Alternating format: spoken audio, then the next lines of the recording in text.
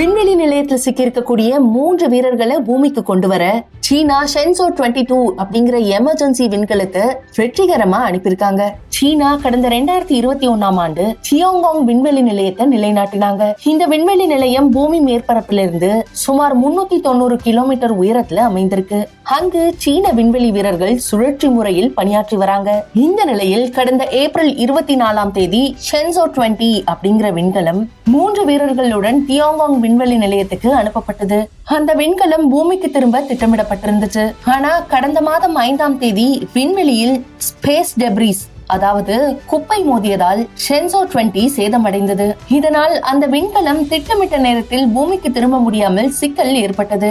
இதனை எதிர்கொண்டு தியோங்காங் விண்வெளி நிலையத்தில் ஆய்வு பணிகளை தொடர 3 புதிய வீரர்களுடன் ஷென்சோ 21 விண்கலம் அனுப்பப்பட்டது. இதன் காரணமா விண்வெளி நிலையத்தில் முன்பு இருந்த 3 வீரர்கள் மற்றும் புதிதா சென்ற 3 வீரர்கள் சேர்ந்து மொத்தம் 6 பேர் தங்க வேண்டிய நிலை உருவானது. பின்னர் சென்டாங் தலைமையிலான ஷென்சோ 20 குழுவினர் ஷென்சோ 21 விண்கலம் மூலம் கடந்த நவம்பர் 14ஆம் தேதி பூமிக்கு வெற்றிகரமா திரும்பினாங்க. இருப்பினும் ஜாங்லூ தலைமையிலான ஷென்சோ 21 குழுவினர் தியோங்காங் விண்வெளி நிலையத்தில் ஆய்வு பணிகளை தொடர்ந்து மேற்கொண்டு வராங்க.